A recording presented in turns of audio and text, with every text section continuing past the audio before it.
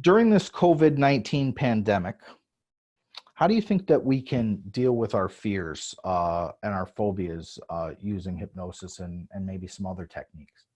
It's a really good question, James, and it's one that we need to unpack a little bit.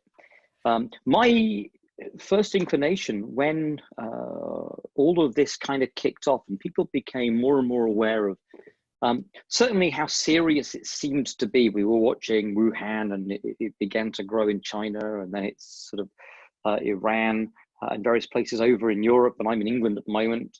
Italy, we've seen a huge explosion. And we're inundated with all sorts of stuff over the media and social media showing us terrible footage and hearing death numbers and the number of people infected and so on, various places in lockdown. And the term corona anxiety, I'm seeing all over the place. So I'm seeing huge swathes of people online saying, I'm really anxious at the moment. I'm really worried about all of this stuff. And I partly thought to myself, well, how will this affect the world of hypnosis and the world of change workers and people whose job it is to help people day in, day out with anxieties? And I wondered whether we were going to see a large influx of people, just hordes and hordes of people going, quick, can you help me? And that really hasn't been the case. And I was mulling over the reason why. And I think the reason why, and this is just my theory, shines some light on something that's kind of going on and some of the illusions that people are falling for, which is typically people will come to see me, let's say, with a fear of flying, as we talked about.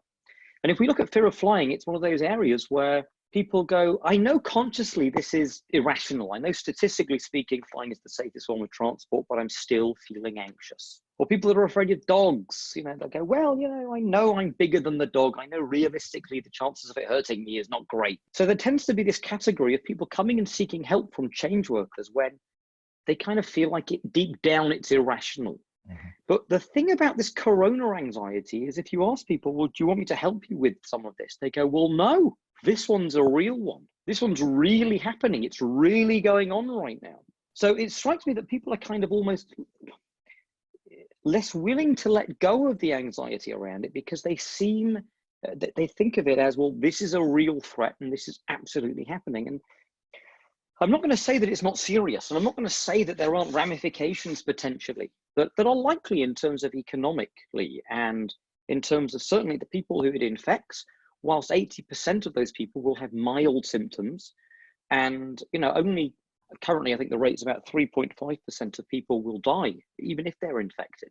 Obviously, to those people, it's very, very serious and there are ramifications, but that's not really what we're talking about. What we're talking about is the mindset of fear-mongering that's happening, where people are kind of inundated with a whole narrative about what it means. And because they then tell themselves, well, this is really happening, there's this feeling that I can't let go of it because the anxiety somehow serves me. I just really wanted to ask, do you think that the attachment to the anxiety gives you a feeling that you're being more cautious or more safe? Because if you didn't focus on it so much, you may get it, or because you didn't care. I think this is absolutely the heart of the issue, which is people have this idea that anxiety itself serves a function. Anxiety keeps you safe or protects you somehow. Well, I would dispute that.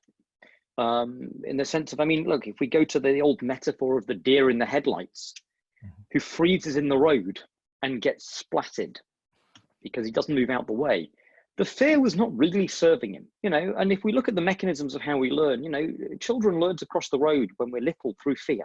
So we say, if you don't run out into don't run out into the road, otherwise you'll get splatted. So we learn to navigate through fear. Why? Because we don't have the innate understanding of how the world works at that time, or the ability to use wisdom to cross the road.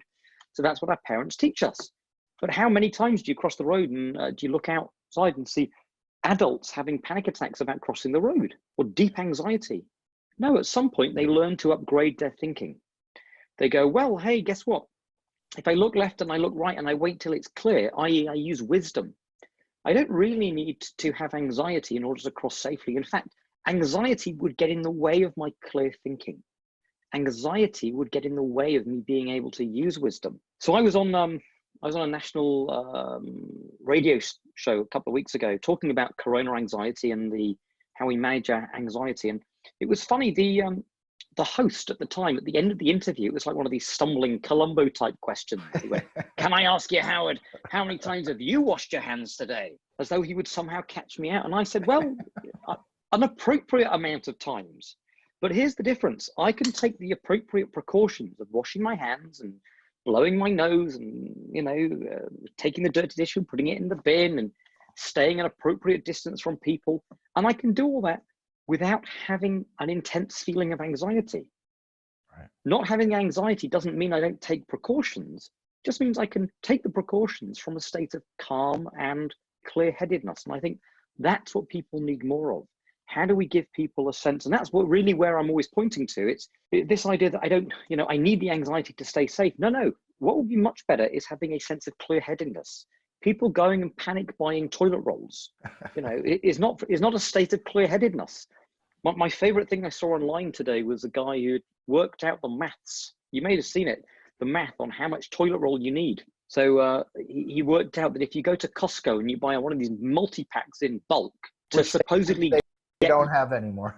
They don't have anymore, yeah. But he said he observed someone buying 4 of these multi-packs for a 14-day quarantine. He said even if you have a family of 4 and you literally work on average at 20 sheets per number 2, right, to wipe your ass, then guess what?